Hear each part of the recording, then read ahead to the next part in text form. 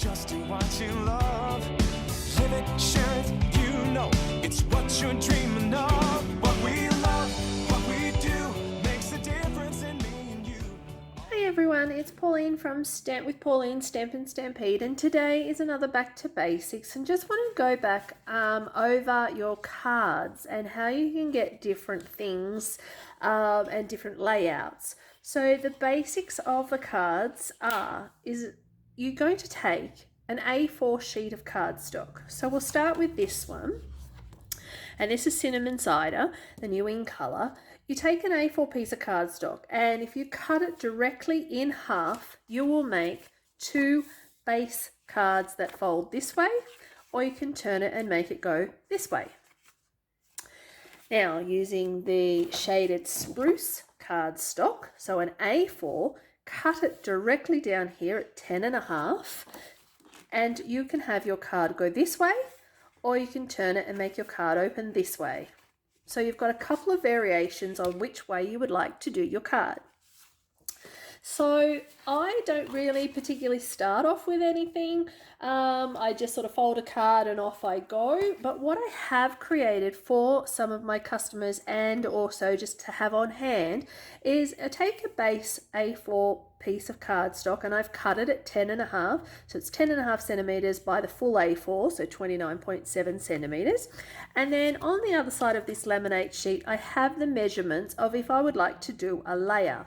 So a base layer is 10 centimeters by 14.3 centimeters, give or take, roughly. And then if you bring it in to another 5 centimeters, and then bring it in, it will actually go smaller and smaller, and then you can get different layers. And then you can also do strips. So this would either be in white or designer series paper. You can have a matching piece of that matches your base card, or a different color coordinating. And this is 5.5 by 14.3, so it will do this full length. And so will this size here.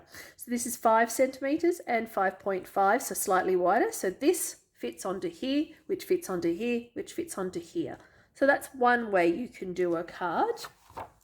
The other option I have is taking your base card, piece of cardstock, and again I've cut this piece down the middle, so it's 14.8 centimeters by 21 centimeters. And then if you would like to add a layer, this is 9.8 centimeters by 14 centimeters. You can stick that down, add words, whatever you like. Or then you can actually go another way, 6 centimeters by 11 centimeters. Then your next layer down is 5.5 centimeters by 10.5 centimeters. So it now fits into here with a border around it. Next size down is 5 centimeters by 10 centimeters. So again, this layer on this layer on this layer. You can then put it on this layer, which then goes onto your base card. The other option here is 6 centimeters by 7 centimeters. Your next layer on top of this is 5.5 by 6.5 centimeters. So that glues onto here. Then you have your stamped image or your designer series paper, whatever you're using, 5 centimeters by 6 centimeters.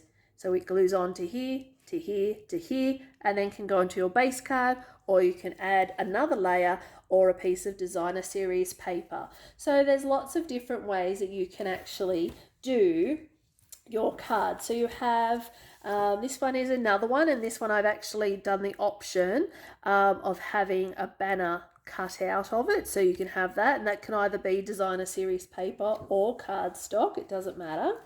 And then just seeing if I've got a different one here. This one here. So you have your base cardstock, again, cut in half. You have your layer, 9.5 by 14 centimeters.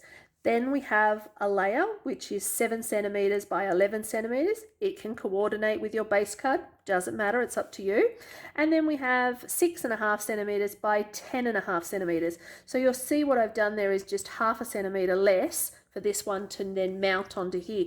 But it's no hard and fast rule. You can actually pretty much do whatever you like. That is the advantage to card making. And I think that is all of my all of these are the same that I just hand out to my customers that are new to card making or a little bit overwhelmed.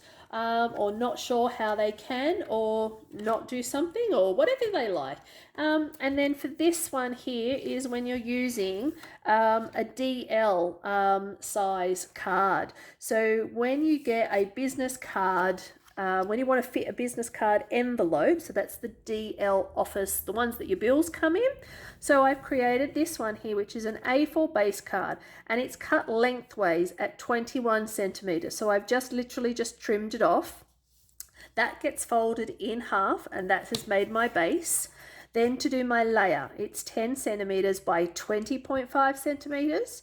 And then if you wish to do another layer on top of this, it's 9 centimeters by 20 centimeters. So again, just dropping it down by half a centimeter on either side, then creates the perfect layer to fit onto here, which creates the layer to fit onto your base card. So DL cards are all the rage at the moment now. They're those long slimline cards that everybody's doing.